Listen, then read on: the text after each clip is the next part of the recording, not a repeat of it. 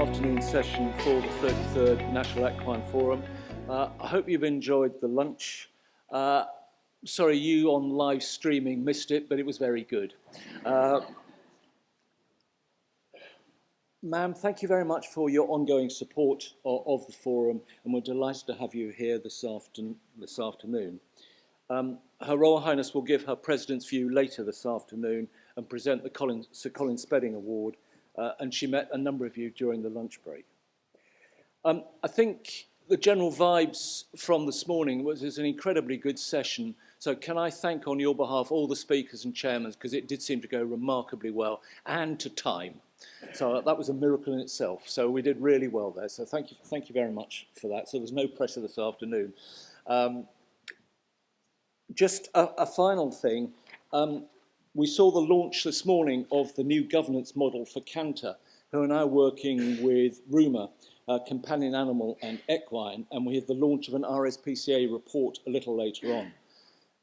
I would just like to open this afternoon's sessions with a preview of Volunteers Count, an initiative whose mission is to track and highlight the invaluable contributions of volunteers and the immense impact they have on communities and society. Volunteers Count aims to recognise the hard work of volunteers and bring attention to the vital role they play in making the UK a better place. Doug Smith, who many of you will know from his RDA work, is behind the Volunteers Count, and he is here if anyone would like to catch up with him about it at the close of play. The website and social media for Volunteers Count will be launched in April. There is a preview of the website on screen for you now. There we are. The link to a preview of the website is also available in the sidebar of Slido. The website is still under development and not yet fully functional. But please do chat with Doug if you would like more information. And Doug, if you just want to wave for anybody there is Doug in the middle with his arm up. So that's great. So let's move on now to the afternoon session. And I'm delighted that Jim Eyre is going to chair this, which is entitled Paris 2024 Olympic and Paralympic Games Review. Jim, over to you.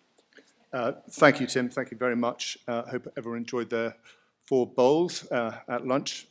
Your Royal Highness, ladies and gentlemen, we'll now discuss and review the Paris Olympics. There will be nothing about equine ID in this session. But Helen Nicholls, the performance director from British Equestrian, will now talk for about 10 minutes about Paris, both the Olympics and the Paralympics. Helen.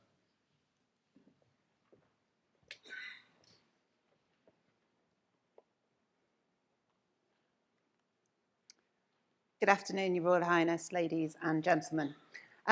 I promised last year when we did this presentation that I would come back good, bad or ugly and do a post-mortem. I've got 10 minutes to take you through what was a year of work and a summer of dreams. But I probably need about an hour, a bottle of wine and a therapist, but we'll do our best. I'm delighted to say we did achieve our dreams, above and beyond what we could have predicted. We won 5 medals from 6 events, including 2 gold medals, and 7 medals from 9 events in the Paralympics. Every single rider that we took to the Olympic and Paralympic Games came back with a medal, a feat unrivaled in British sport. And 25% of those athletes were new medalists, who'd never been to the Games before. That's not to say it was all plain sailing, far from it, but the mission was well and truly achieved and resulted in some of the best selfies of all time. I think they sent me that at about 3 in the morning, which I was delighted at. So how do we measure success and did we achieve it? It'd be easy just to say we measure it in the medals, but we don't. I could have been standing here today telling a very different story where the results didn't go our way because 1 pole came down or there was 1 run out. You all know the format of the Olympic Games. There's no drop score. It's highest jeopardy that you can get. And so the results could have been very different, but would that have changed our post-mortem, our reviews? In some ways, yes, but probably it shouldn't.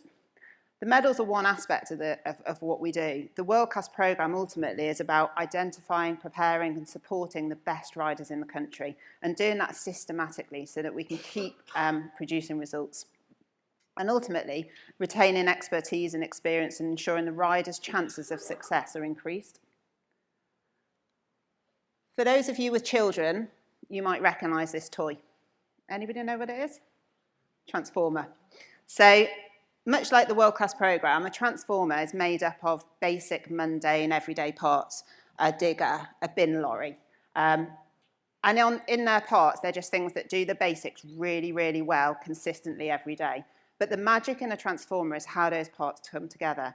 In the world-class programme, every single day we have around 75 contractors working on nutrition, veterinary, farriers, saddlers, coaches, expertise, performance analysis, research and innovation. And in their parts, all of those things are brilliant. But the magic of the world-class programme is bringing all those together in the right way and in a prioritised order. And you can transform it into something that's superhuman. There are many, many nations around the world that have the expertise that we have. They've got brilliant coaches. They've got brilliant farriers. They've got brilliant saddlers. They've got brilliant riders. But ultimately, for us, it's about how we bring them together.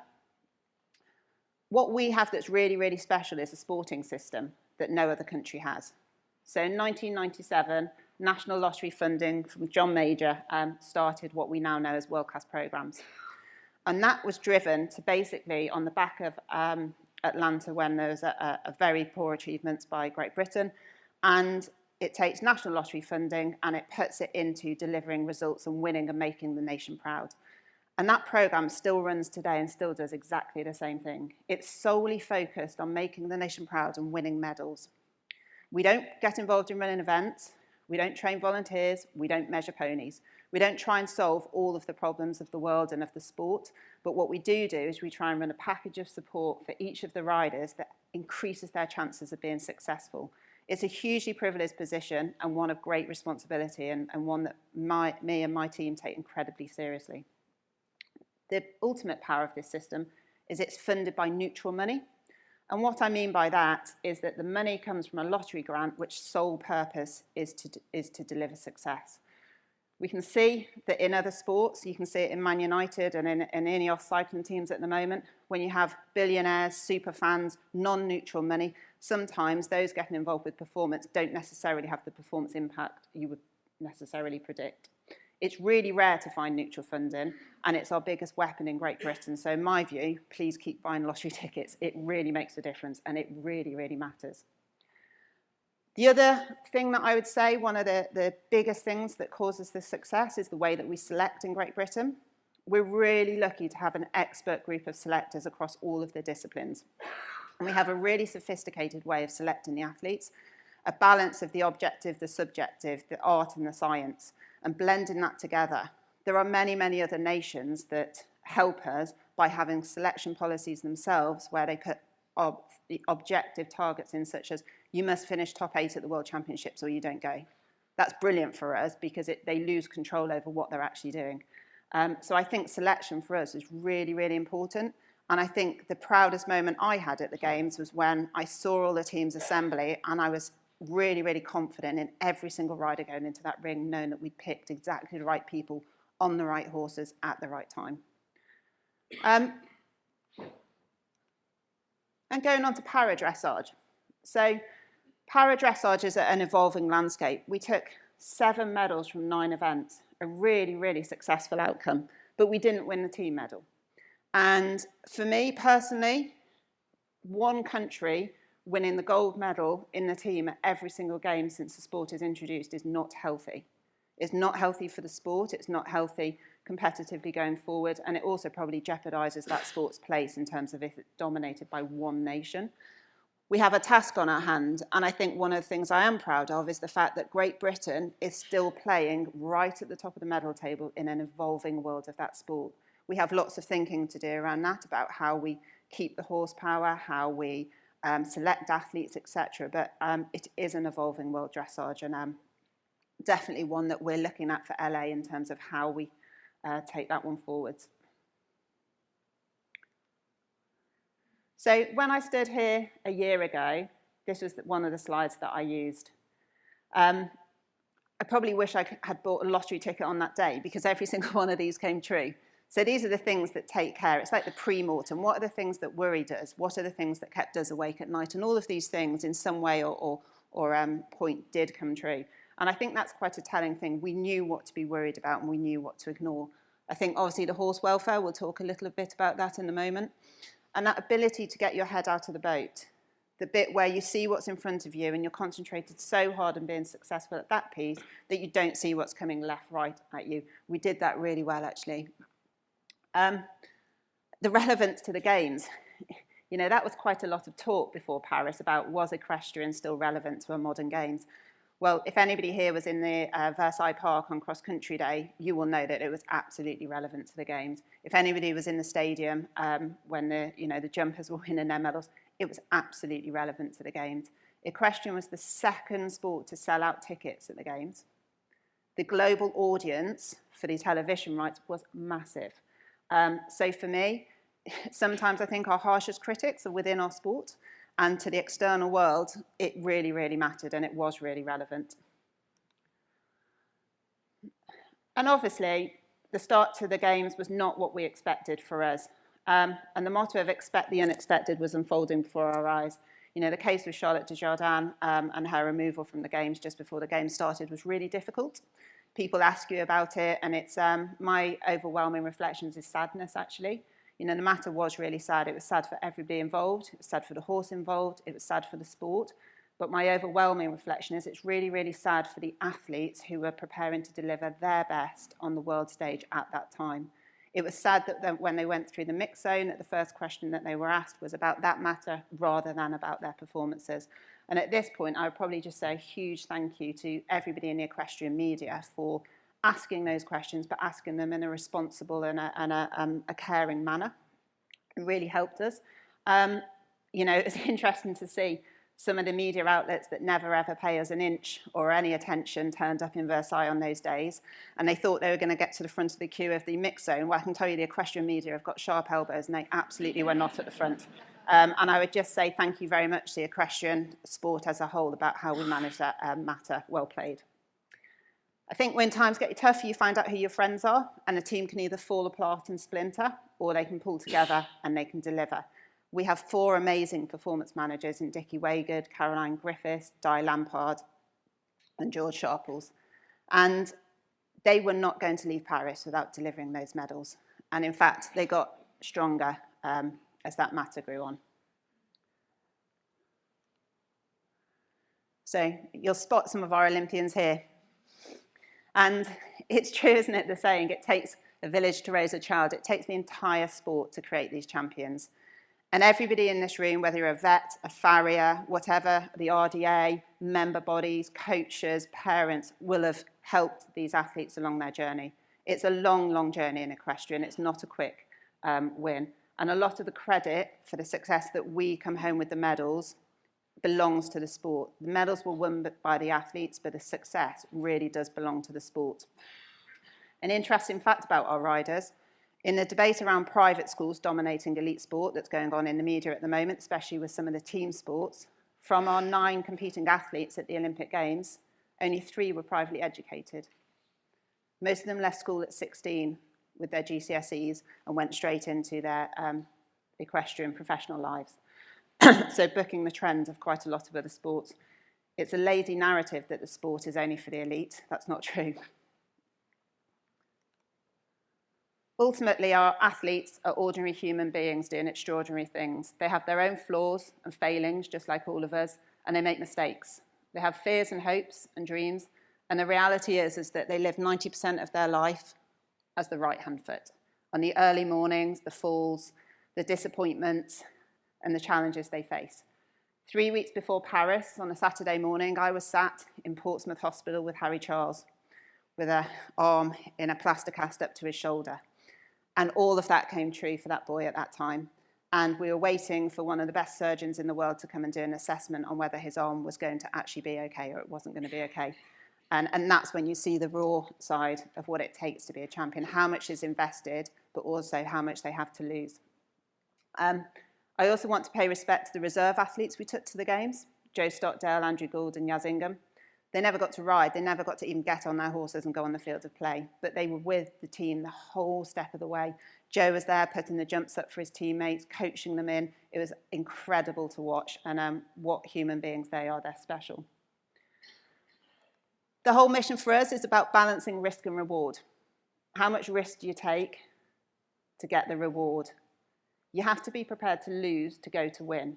And I think the whole team are on side with that. And I think the saying, don't worry about things that you can't control, because if you've got them under control, don't worry about them. So we don't really worry about the outcome too much if you've got it under control. So LA, I was out in LA last week. It's busy, it's hot, it's expensive, and it's only 3 and a bit years to go. So we've got some challenges. It's eye-wateringly expensive.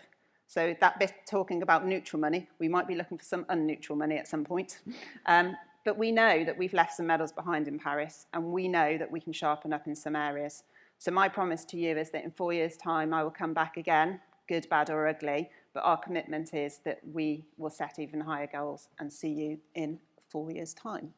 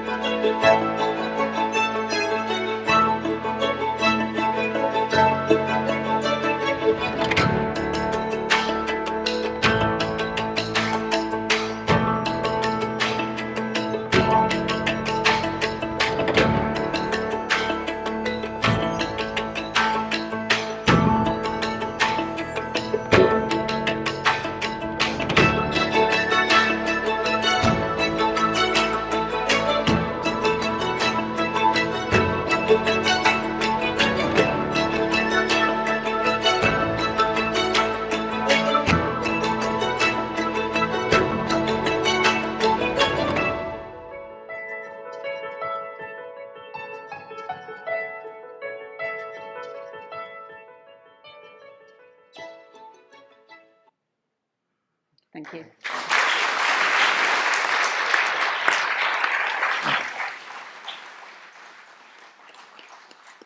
We're now going to take questions. I'm going to remind those people that watching online that we're happy to take questions from Slido.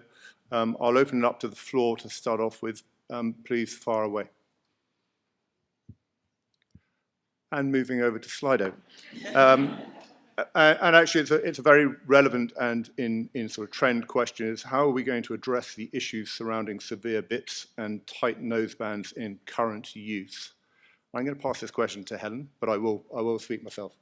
Thanks, Jim. Yeah, it's a very relevant question at the moment, and I think my view on it as a performance director leading a world-class program is everything that we do, we try and use evidence, objective data, expertise, and science behind it. So we have a whole team at the moment trying to help us with that.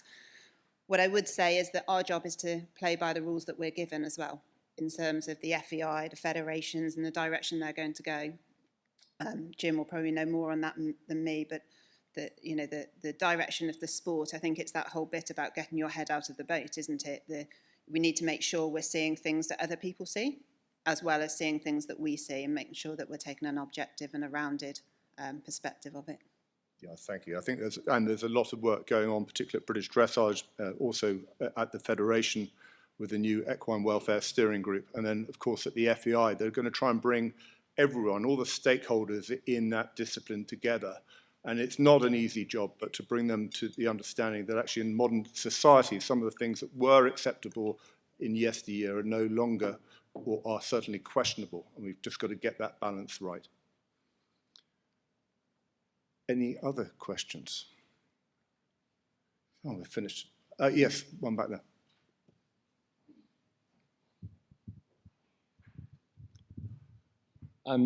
It's not so much a question, it's just an observation. It's not by any means meant as a criticism. Sorry, it's Ian Heaton from Blue Cross again. Sorry, I forgot I introduced myself earlier. It's just interesting when we have presentations like that you said the medals were won by the riders, but obviously the medals were also won by the horses.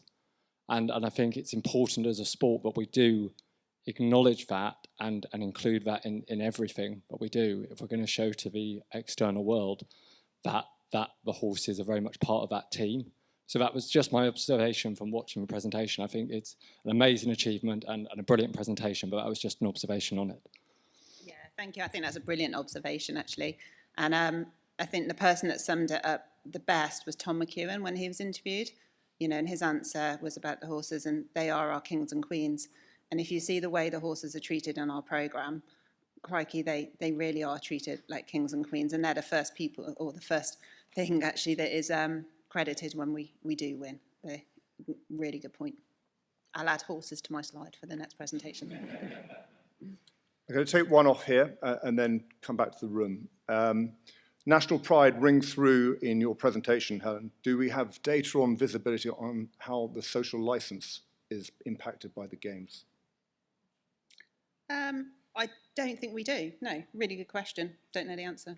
And I think it does. It puts the games, it puts the sport on a pedestal. It opens it up to the world, and obviously when things are going well, it is good. But it is a risk, and that's always the case when you expose yourself. But I think the vast majority, certainly the games, came across particularly well. But we don't have the science or the data on that at the moment. There was a question back.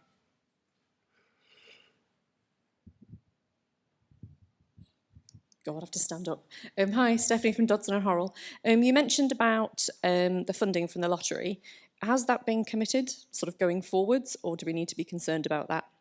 Yeah, no, it has actually. UK Sport are brilliant with us, and that what they try to do is we do all our funding bids and our strategy the year before the games, and the theory behind that is you get your strategy and you get an indicative funding, so that the reality is the day after the games finished in Paris, I was under massive pressure with my staff trying to be stolen by other nations.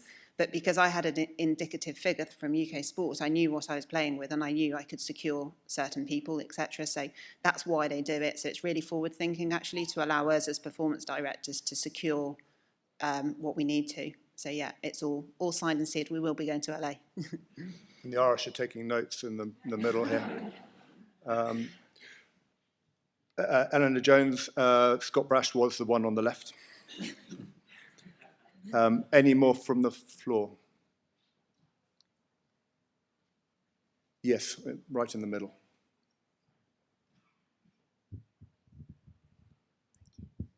Siobhan Dillon, Applied Equine Podiatry. As the topic of social licence has come up, obviously, with this subject, my query is the social licence topic stronger within the equestrian business, or is it outside? Where does the question arise more strongly, within the equestrianism or outside of equestrianism? And is there any research on that? I think it's a good question, but possibly to the wrong panel. As I look with Rowley sitting directly in front of me, the architect of this term. I think it is strong within, and I think there was an excellent report and review done last year, led by World Health Welfare, but supported by many across the sector, by Vaconic, which looked at social views of equestrianism, and it was reasonably balanced, but it also gives us a guide on where and how we should do better.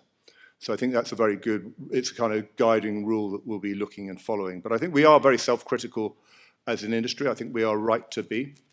We have to do the right thing. And so, while we could wish it away, it's the right thing to do. Done? I didn't mean it like that. No, I'd just like to say thank you to Helen, to the whole world-class team. They did us proud, so thank you very much.